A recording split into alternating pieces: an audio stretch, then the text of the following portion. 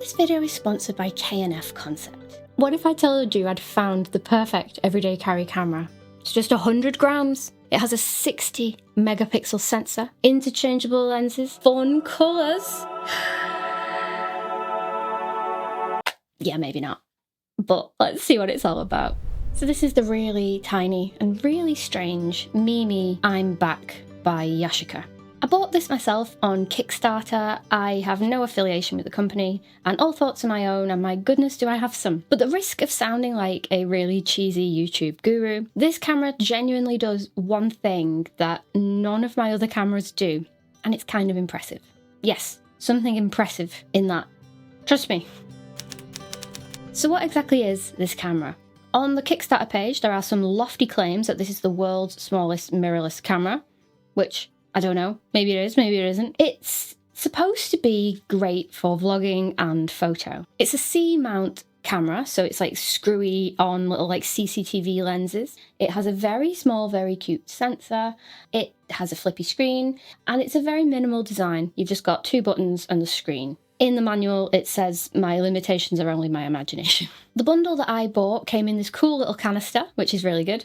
It has a battery grip, which is essential because the battery life is awful. It had 2 lenses and a mini tripod. I have the 3.9mm f2.5 and I have the 10 to 50 f2.8, and they sound a little bit bonkers, but it is a 5.6 times crop. So that is the equivalent of a 22mm prime, which is really nice. And then the zoom is 55 to 280mm if I've got the maths right.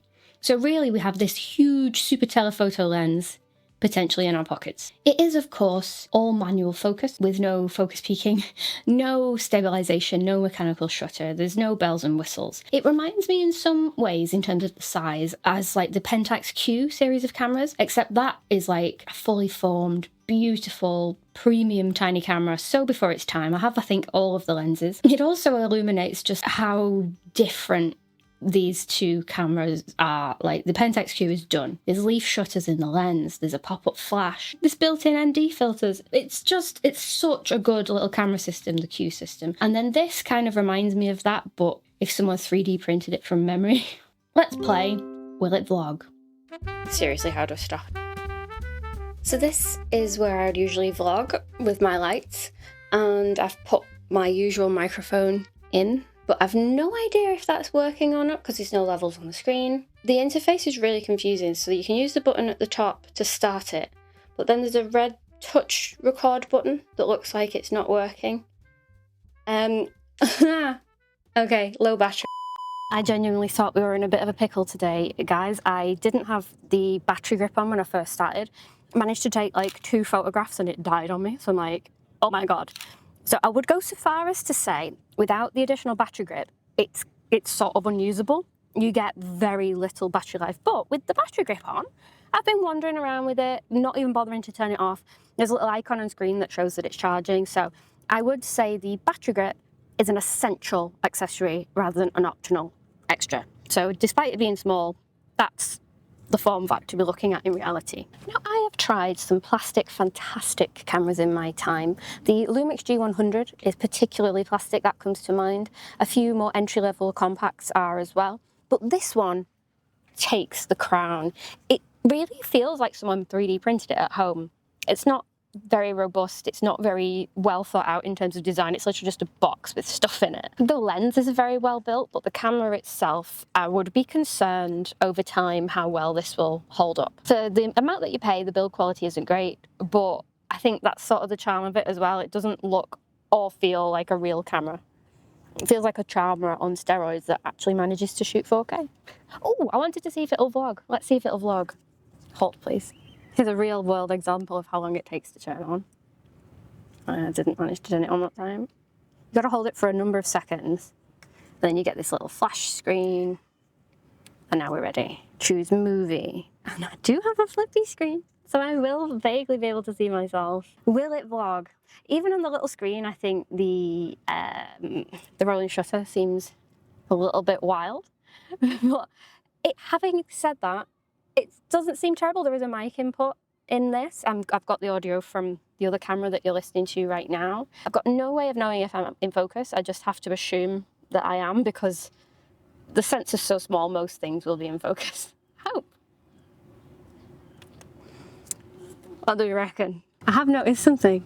So I'm filming a vertical vlog for socials, and can you notice that when you put it the way that you would logically do it, the screen at the top is upside down? So I guess you'd have to, oh no, if I turn it that way, it's still upside down. That's a terrible, terrible design. So maybe not the best camera in the world for video, so what about the photo side? Well, here's a challenge. While this camera does shoot JPEG and RAW, you have to run the RAW through this website to like convert it to a DNG, otherwise Lightroom, Luminar, On1, I tried them all, won't open the files natively. And this kind of sets an alarm bell running for me. It's like, if that website suddenly disappears, what the heck do I do with the camera? It'll only shoot JPEG. I do like that you can put the time and date on the images, which is pretty cool, but I much prefer to have a RAW backup personally. I will say the lenses are very, very well built. They're made of metal.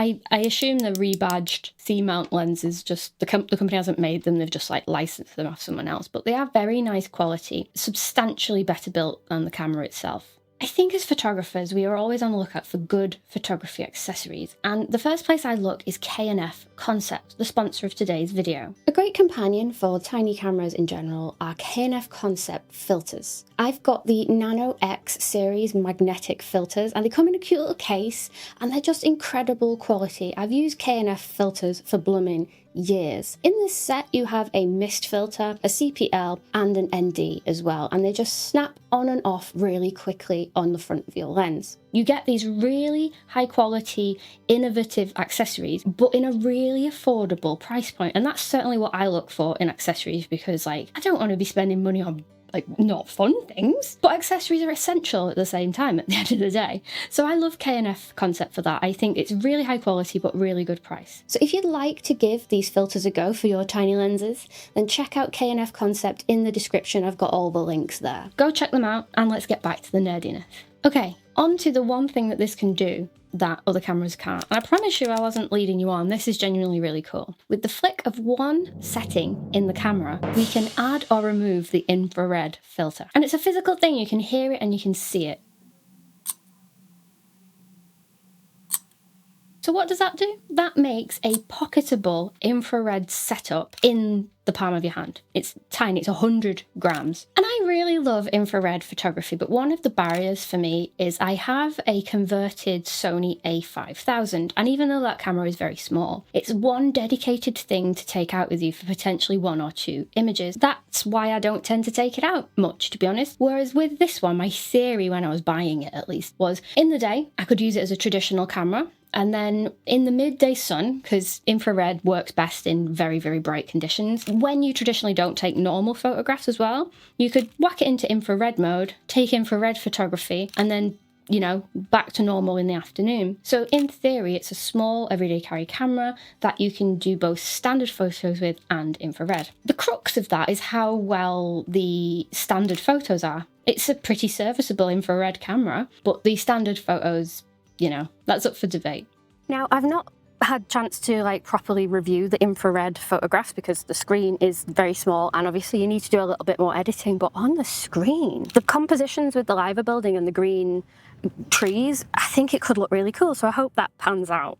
Otherwise, future Emily will tell you. But for an infrared experience, it was really good. To switch between normal and infrared, it only takes a couple of seconds, really. There's just 3 things you need to do. You need to put the infrared filter back on, so that's 1 setting. You need to change the white balance back to auto, so that's 2, and then you just need to take the filter off, and then you're off. So it's not like a push of a button and you switch in between the 2, but it does just take a couple of steps. It's certainly a lot easier than taking out 2 separate cameras. But that being said, the infrared thing is really cool and unique. The photography not in infrared is kind of like average. So, I don't know, even though you can do both with this, I do think this shines more as an infrared camera rather than a standard camera. But I will say as well, it's definitely an infrared kind of day. This is very bright. Heat wave part 2, not a cloud in the sky, so I'm not going to get the most jaw-dropping photographs anyway, so I may as well use infrared. The situation is definitely more suited for infrared, so that might be why I'm biased. Now, I have a dedicated video on infrared, which gives you all the information on what you need to buy and how you edit the photos. And you do need to edit the photos. To be clear, they don't come out looking like this. You do have to do a little bit of tweaking. All you basically need, if the camera has already got the infrared filter disengaged, is a appropriate filter. And you put the filter on top, and that will sort of target the frequencies that you are looking to enhance. And this is the kind of filter that gives you this sort of orangey look to the photos, and I really love it. And I suppose, if we're being camera nerds about it, we've got to champion stuff like this. It's interesting and different. And having such a cool zoom lens in such a small size is always a bit of a novelty. Telephoto photography, particularly from my experience, it's the thing that I don't do very often just because it's more bulk to take out with you, whereas this eliminates that. But there are a lot of downsides for these sorts of gimmicks. Yes, you get infrared photography. Yes, you get super zoom in your pocket. But it's a very plasticky build quality. It's not the most user-friendly touchscreen. There's no like mechanical shutter and no nice feedback when you take a photograph. I mean, look at it. You know what I'm saying? And because it is made by one company and probably like a small run at a time, it's not the cheapest either. I paid about £300 for this, I believe. And when you consider what you could buy with that, it really does call into question the whole thing. If you were drawn to this for the infrared stuff, I bought the Sony a5000 pre-converted with a filter for under £300. If it's the small form factor that you like, you could use like an Ace Pro 2 and vlog with that. Probably a lot easier. If it's the interchangeable lenses and the tiny mechanics of it that you like, then you could get a Pentax Q and a couple of lenses for around £300. So there's a lot more that you could do with the money. But I do applaud them. I do think it's a cool and innovative little piece of technology. Is it for me? Probably not. I miss my mechanical shutter. Like my A5000, when you take infrared photos, feels like a standard camera. You know, using the teeny tiny screens is always a bit of a pain. Not having enough buttons is a bit of a pain. The square design of it is a bit crazy as well. Like it's not comfortable to hold, or there's been absolutely no thought into how you could hold it. But yeah, it's fun to experiment with. Give a nice picture of your legs. You Another. can give me a review of this. How is it easy to use? I've just taken 2 pictures of Emily's legs by accident, so maybe not. But that's a nice, cute picture of Ziggy. Okay, so 1 out of 4 hit rate. But it's a silly little camera, isn't it? It is silly. Max out of 10. 10 for looks, 1 for usability.